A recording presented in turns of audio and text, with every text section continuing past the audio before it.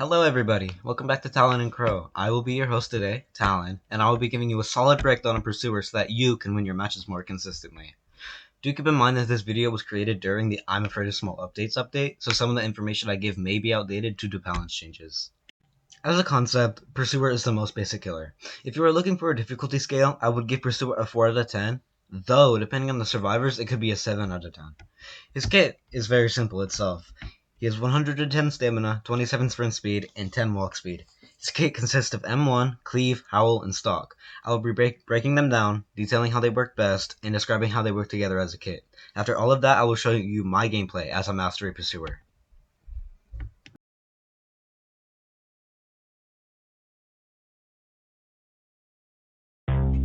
His first ability is Swing. This is his M1 ability.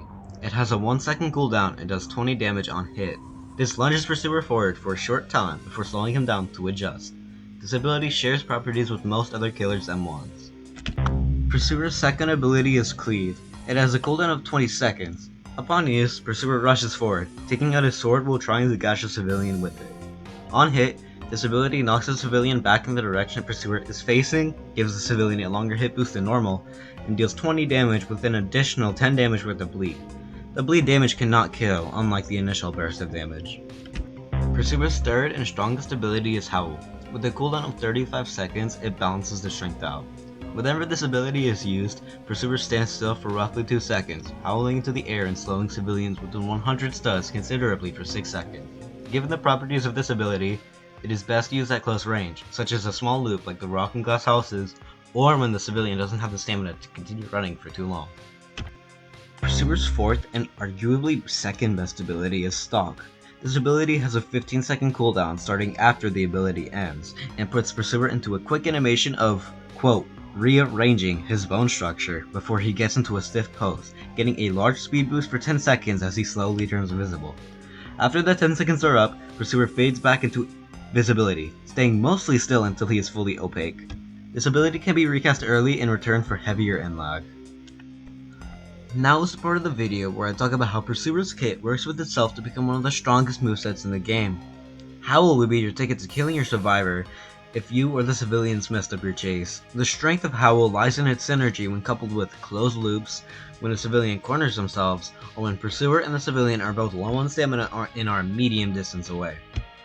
Cleave can be a really good resource to force people into these bad positions in order to use Howl a bit later. Stalk can also be used to achieve the low stamina, low distance, as Stalk is almost a free chase reset.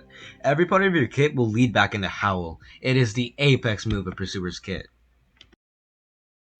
I see you still wondering why I said Pursuer's difficulty was a range. Of course, you may be thinking it's because of the skill of the civilians. And while that is true, that shouldn't be taken into consideration. What should be taken into consideration, though, is how annoyingly easy he is to stun.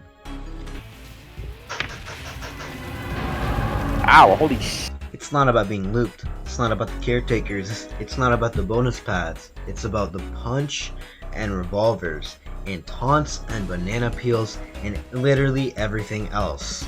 They prey on your weakness, hovering close but not in chase range, just waiting for you to use anything. Notice how I said Howl slows civilians for 6 seconds, while holding you for 2? If a punch times it correctly, you have an effective startup of 5 seconds. If a civilian takes the time to run, they made, if I'm doing my calculations correctly while they run most of the time, over 80 studs of distance. Playing Pursuer correctly relies on you being attentive enough to your surroundings and refraining from using your moves at certain times.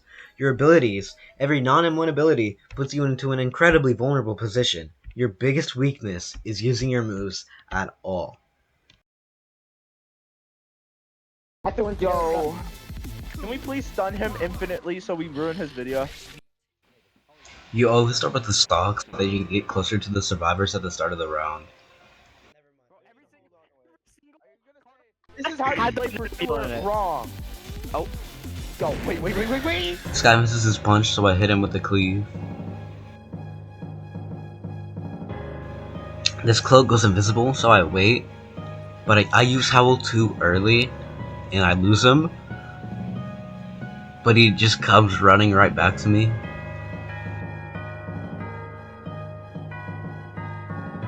here I use a cleave to knock him back towards Evil Scary, but he dies from it. I get hit with this revolver, unfortunately, but they make a mistake and corner themselves. So what I do here is wait. If I had Howl, I would Howl, and if I had Cleave, I would Cleave. But since I don't, I just wait. Cornered themselves, so I Howl. This guy misses his shot, but I get hit with a punch anyway. This bandana messes up, and I get what should have been an easy kill, but unfortunately, at this bridge, he punches me, and I just blank.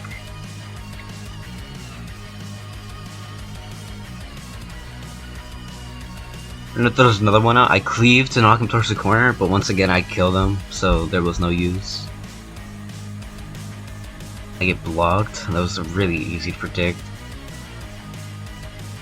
And blocked again, but I start chasing him because he was running back towards Evil Scary. Get hit with this revolver, unfortunately. I cleave, going for the love shot, but I hit the revolver instead. I get hit with the banana, and right here I get caught by Evil Scary. And since I'm shaken up, I don't react to this. I Howl because I know both of us are low on stamina. I cleave and just barely land it. I wait right here just to recover my stamina, but I also wait because Evil Scary is coming up right behind me.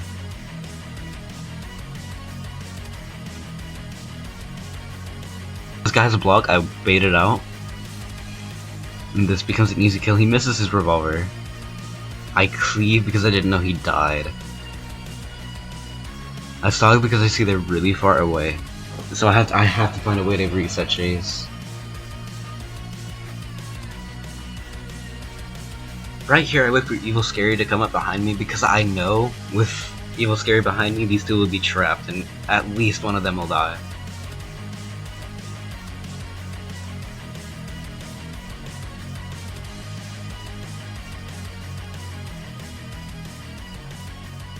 I cleave this guy to knock him into Evil Scary, but he makes a mistake and blocks the bleed instead of the cleave, so he dies to Evil Scary as well.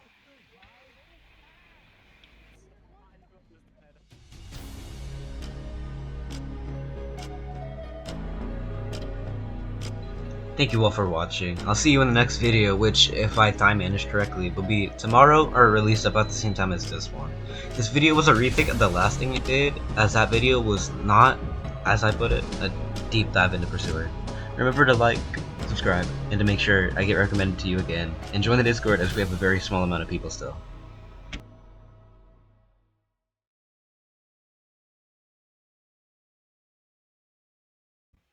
Pursuer can also backflip. He can't do it in game, but just in canon he can backflip, which is really funny to me.